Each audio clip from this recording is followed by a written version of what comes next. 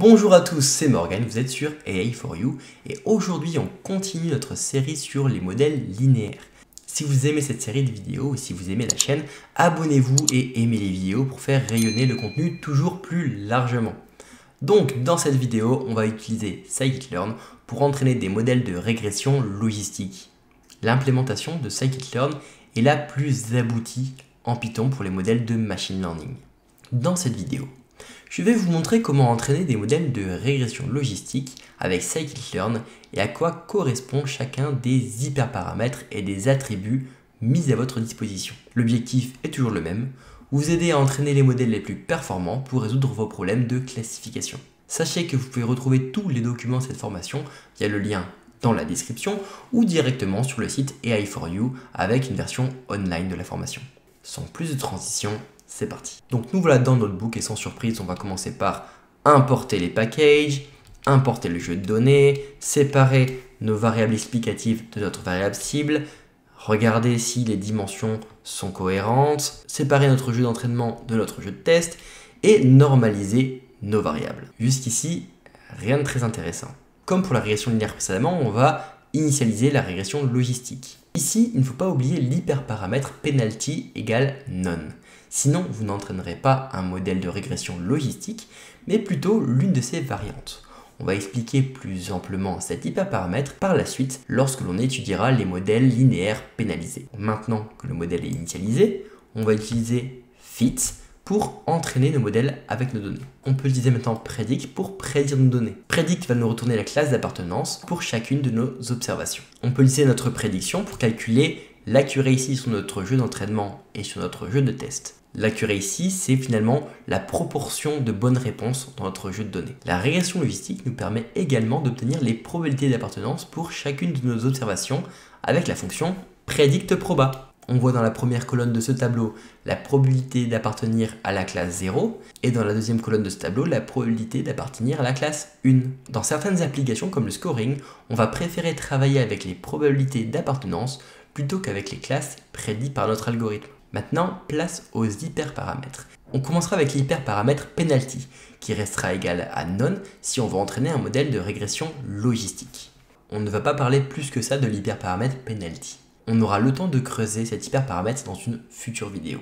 L'hyperparamètre dual sert à savoir si l'on veut utiliser l'implémentation primale ou duale. En théorie de l'optimisation, le principe de dualité désigne le principe selon lequel les problèmes peuvent être vus de deux façons, un problème primal ou dual. Bref, je n'ai jamais rencontré un cas où j'ai dû utiliser cet hyperparamètre. Si vous en avez déjà rencontré ou vous en avez en tête, dites-le moi dans les commentaires.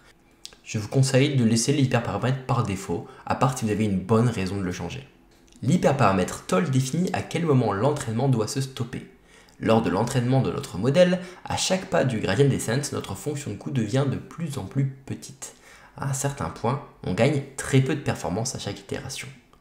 Quand après un pas, la fonction de coût n'a pas évolué d'au moins la valeur de toll, l'entraînement se stoppe. Donc je vous conseille de le laisser par défaut, ou si vous voulez un algorithme vraiment très optimisé, diminuer la valeur de toll, et si vous voulez un algorithme qui soit vite fait entraîné, augmenter la valeur de toll. À vous de voir. L'hyperparamètre C est uniquement utilisé lorsque l'on utilise une variante de la régression logistique.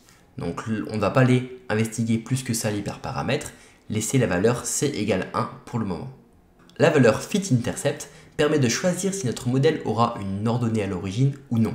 Si vous n'avez pas une bonne raison de ne pas vouloir d'ordonnée à l'origine, je vous conseille de laisser true, qui est la valeur par défaut.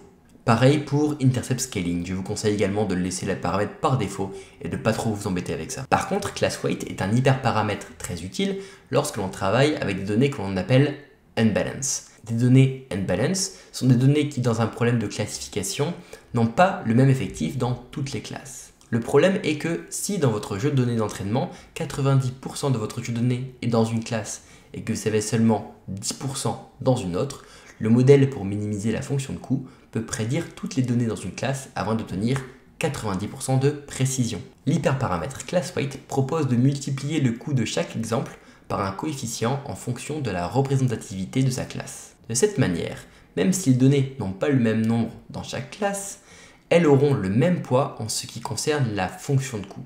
Donc si vous êtes dans un cas où vous n'avez pas le même nombre d'effectifs dans chaque classe, n'hésitez pas à utiliser classWeight égale balance.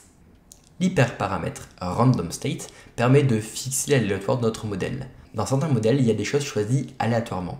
Entre deux entraînements, les résultats finaux peuvent avoir de petites différences. Lors de l'optimisation des hyperparamètres, parfois on entraîne plusieurs modèles pour déterminer quel hyperparamètre donne les meilleurs résultats. Lors de ces tests, on va fixer l'aléatoire pour être sûr que les variations de performance du modèle sont dues au changement de valeur de l'hyperparamètre et non à un aléatoire favorable. Le solver est l'algorithme d'optimisation choisi pour notre modèle. Pour le cas de la régression logistique, je vous conseille de garder celui par défaut. On verra dans une future vidéo dans quel cas on va vouloir changer le solver. Maxiter va déterminer après quel nombre d'itérations on va arrêter d'entraîner notre modèle s'il ne s'est toujours pas arrêté avec toll. Si vous n'avez pas de problème de convergence lors de l'entraînement de votre modèle, je vous conseille de ne pas changer la valeur de Maxiter. Par contre, si vous avez un warning vous avertissant que votre modèle n'a toujours pas convergé, n'hésitez pas à augmenter la valeur de Maxiter. Passons à l'hyperparamètre multiclasse, qui permet de notifier si nous résolvons un problème binaire ou multiclasse. Un modèle multiclasse est un problème de classification avec plus de 2 classes. Je vous conseille de laisser la valeur par défaut auto, qui va déterminer lui-même si votre modèle est binaire ou multiclasse, et s'adapter en fonction. Verbose vous permet d'obtenir plus d'informations lors de l'entraînement de votre modèle. Personnellement, je trouve les informations que donne Verbose rarement très intéressantes, donc je vous conseille de laisser Verbose égale 0. WarmStart vous permet d'utiliser les résultats d'un précédent entraînement comme initialisation à un second entraînement. À part si vous avez vraiment envie d'effectuer 2 entraînements successifs, laissez WarmStart égale à false. Avec l'hyperparamètre nJobs, vous pouvez choisir le nombre de cœurs de votre ordinateur alloué au calcul. Par défaut, c'est none, ça veut dire qu'il n'utilisera qu'un seul cœur, mais si vous choisissez la valeur -1, il utilisera tous les cœurs de votre ordinateur disponibles. L1 ratio permet de contrôler pour le modèle ElasticNet la part de la pénalisation L1 et L2. La régression logistique étant un modèle qui n'est pas pénalisé, nous ignorons cet hyperparamètre pour le moment. Maintenant, place aux attributs. Le premier attribut est classe. Il retourne les classes de l'entraînement, ce qui n'est pas très utile. L'attribut coef par contre est très utile. Il permet d'avoir accès aux coefficients associés à chacune des variables de l'entraînement. Les coefficients sont rangés dans le même ordre que les variables du jeu d'entraînement. Donc si vous voulez les retrouver, il suffit de les aligner. L'attribut intercept permet d'obtenir la valeur de l'ordonnée d'origine pour votre modèle. Les derniers attributs ne sont pas très utiles. Il y a featureIn qui permet d'obtenir le nombre de variables utilisées pendant l'entraînement. Il y a featureNameIn qui permet d'obtenir les noms des variables d'entraînement. Moi, ils n'ont pas été mis dans l'entraînement, donc le modèle n'y a pas accès.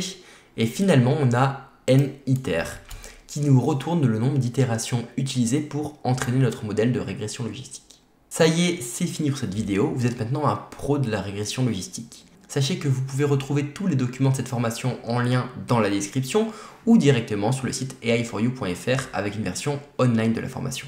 Vous avez vu que beaucoup d'hyperparamètres n'étaient pas expliqués, car elles dépendaient d'une version pénalisée de la régression logistique, et pas de la régression logistique de base. Dans la prochaine vidéo, on va voir qu'est-ce qu'une régression pénalisée, et pourquoi on utilise des versions pénalisées de la régression logistique et de la régression linéaire. On se retrouve juste après pour voir tout ça. Allez, à tout de suite.